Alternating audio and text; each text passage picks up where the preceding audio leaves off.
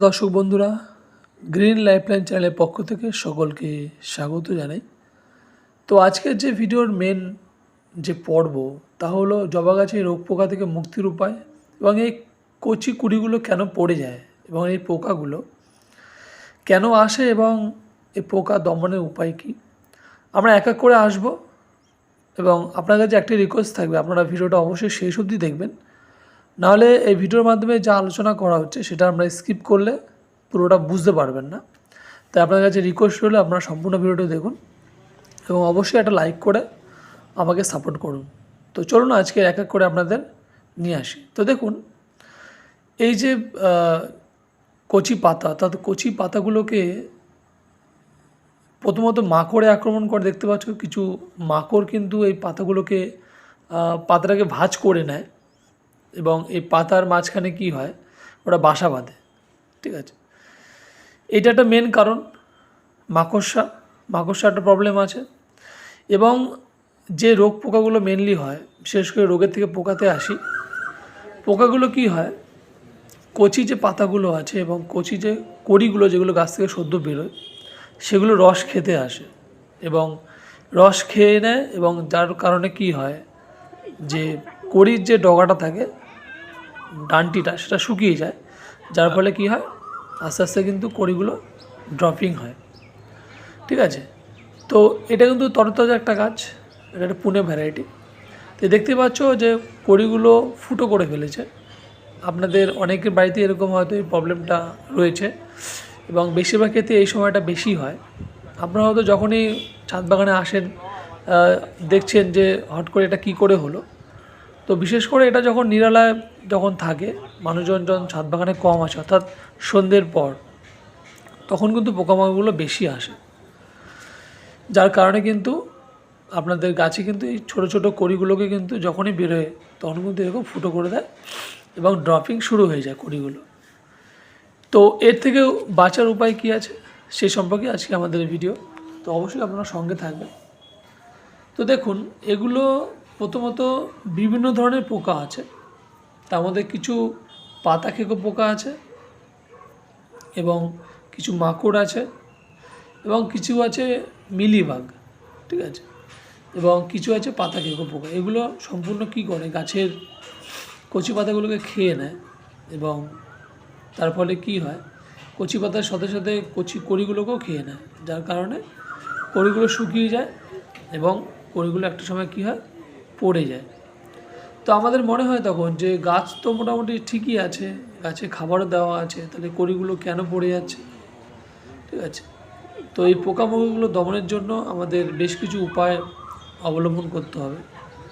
প্রথমত আমাদের যে বিষয়টা করা উচিত সেটা হচ্ছে যে আপনাদের বাড়িতে যদি নিম তেল থাকে বা নিম তেল যদি আপনারা বানিয়ে নিতে পারেন সেটা খুব ভালোই হয়।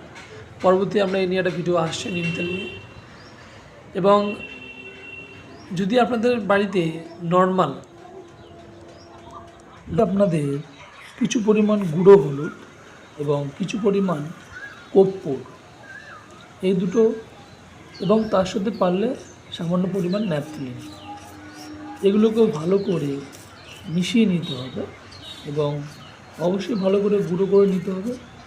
যেহেতু যত ভালো গুঁড়ো হবে তখন আমরা একসাথে গুঁড়োটাকে, যে আমাদের স্প্রে আছে জার বা বোতল, সেই মধ্যে আমরা ভালো করে এটাকে মিশিয়ে নেব বা জলে ভালো করে গুলিয়ে নেব।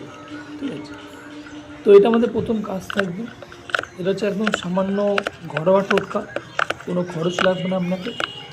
যদি হালকা পরিমাণ গাছে পোকা থাকে তো সেক্ষেত্রে কিন্তু এটা অবশ্যই চলে যাবে। তো আমরা কী করবো, এটাকে ভালো করে মিলিয়ে নিয়ে স্প্রে করে দেবো এবং স্পিডে, ভালো করে স্পিডে আমরা পুরো গাছটিকে স্প্রে করে দেবো এবং উপর থেকে টপ টু বটম।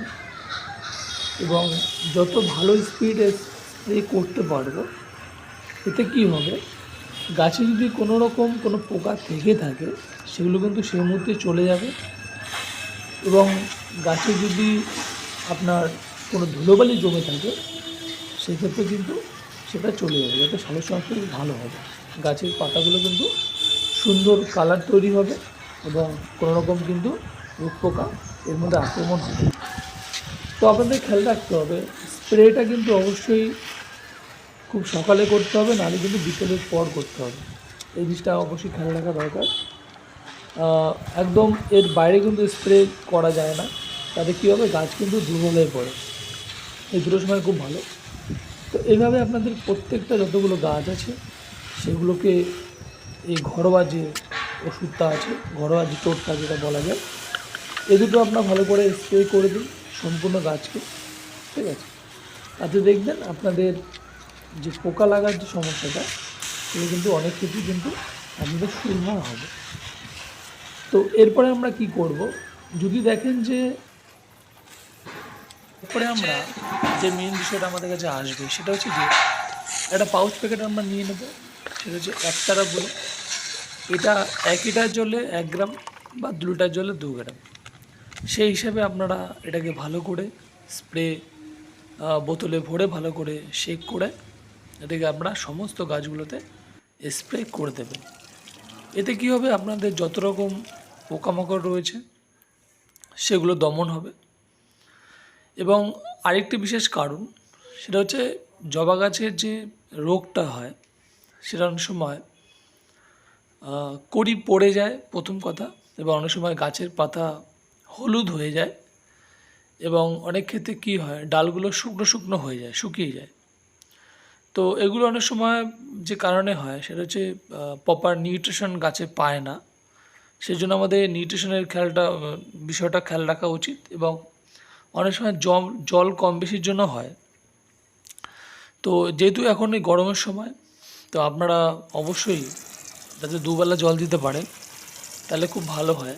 এবং ভালো করে যদি আপনারা গাছগুলোকে ভালো করে স্প্রে করে দেন, ভালো করে স্নান করিয়ে দেন, তাহলে কিন্তু গাছগুলো অনেকটা রিল্যাক্স ফিল করবে এবং গাছ ভালো হবে।